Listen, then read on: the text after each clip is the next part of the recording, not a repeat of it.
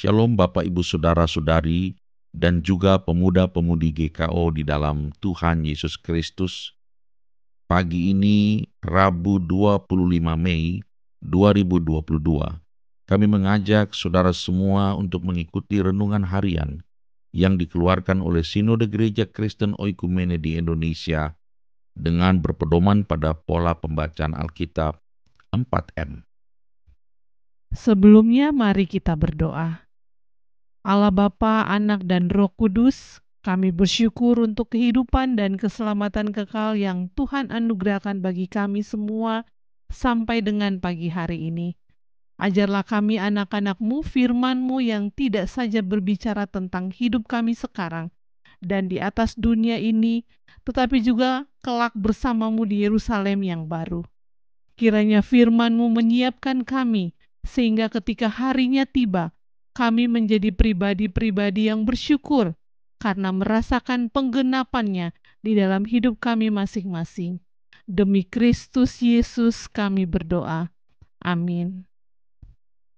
Saudara terkasih, untuk merenungkan firman Tuhan yang kita baca hari ini, saya Pendeta Daniel Sakarias dan keluarga mengajak Anda untuk menerima, merenungkan, melakukan, dan membagikan renungan firman Tuhan dengan tema Tidak Ada Lagi Laknat yang diambil dari Wahyu 22 ayat 3 dan 4. Wahyu 22 ayat 3-4 berbunyi demikian. Maka tidak akan ada lagi laknat. Tahta Allah dan tahta Anak Domba akan ada di dalamnya, dan hamba-hambanya akan beribadah kepadanya. Dan mereka akan melihat wajahnya, dan namanya akan tertulis di dahi mereka. Demikianlah firman Tuhan.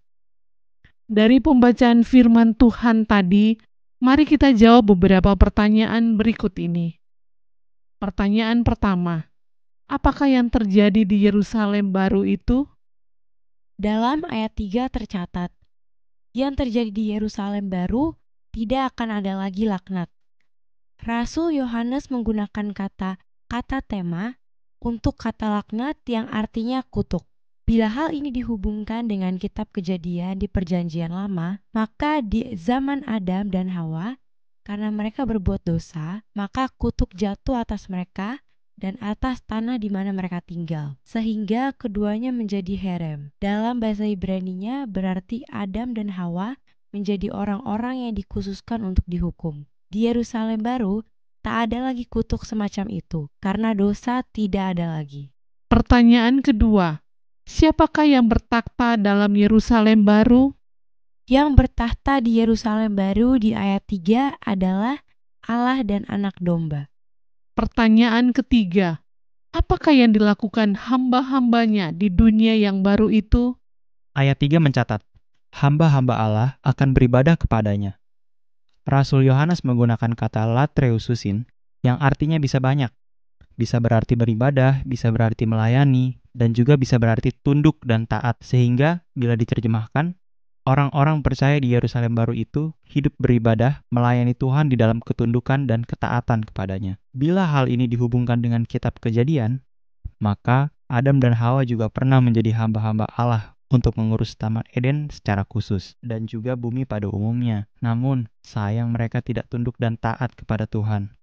Di Yerusalem baru terjadi sebaliknya. Orang-orang percaya saat itu akan beribadah kepada Allah. Mereka melayani Allah, mereka tunduk dan taat pada Allah.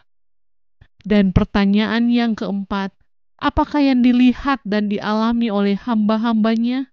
Ayat 4 mencatat bahwa orang percaya di Yerusalem baru mengalami dua hal. Pertama, mereka akan melihat wajahnya. Dan yang kedua, namanya akan tertulis di dahi mereka. Bila di zaman Musa orang tidak dapat melihat wajah Allah sebagaimana tertulis di dalam Keluaran 33 ayatnya yang ke-20, lagi firman-Nya, engkau tidak tahan memandang wajahku, sebab tidak ada orang yang memandang aku dapat hidup. Juga Injil Yohanes 1 ayat yang ke-11 mengatakan, tidak seorang pun yang pernah melihat Allah, tetapi anak tunggal Allah yang ada di pangkuan Bapa, dialah yang menyatakannya. Di Yerusalem baru, kejadiannya terbalik. Di sana justru terjadi penggenapan dari Injil Matius 5 ayatnya yang ke-8. Berbahagialah orang yang suci hatinya, karena mereka akan melihat Allah. Orang-orang di Yerusalem baru bisa melihat Allah. Yang kedua, orang-orang benar di Yerusalem baru, dahinya tertulis nama Yesus. Mengapa di dahi? Dahi itu adalah lambang pikiran. Bila dahi seseorang diberi tanda, maka tanda itu menjelaskan pikiran orang itu telah diserahkan kepada pemilik tanda itu. Bila sebelumnya banyak orang yang memberikan dahinya atau memberikan pikirannya pada iblis sebagaimana tertulis dalam Wahyu 13 ayat 16-18, dan ia menyebabkan sehingga kepada semua orang, kecil atau besar, kaya atau miskin, merdeka atau hamba, diberi tanda pada tangan kanannya atau pada dahinya, dan tidak seorang pun yang dapat membeli atau menjual selain daripada mereka yang memakai tanda itu, yaitu nama binatang itu atau bilangan namanya. Bilangan itu adalah bilangan seorang manusia, dan bilangannya ialah 666.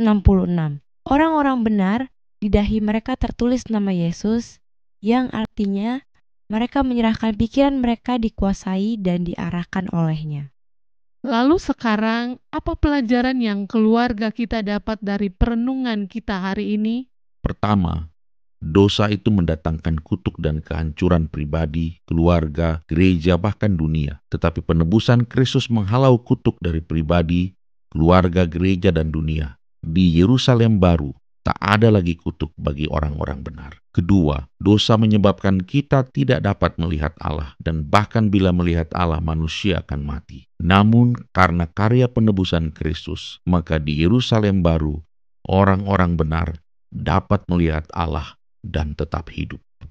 Yang ketiga, dosa menyebabkan manusia memberontak kepada Allah dan menyembah semua hal di luar Allah. Di Yerusalem baru, orang-orang beribadah dan melayani Allah, serta menaati Allah, karena pikiran mereka sudah mereka serahkan untuk dikuasai Allah. Dengan perenungan ini, mari kita bagikan kepada sesama kita tentang karya Allah di Yerusalem baru yang menghalau kutuk, sehingga kita bisa beribadah kepada Allah dalam ketaatan padanya. Mari kita tutup saat teduh kita dengan doa.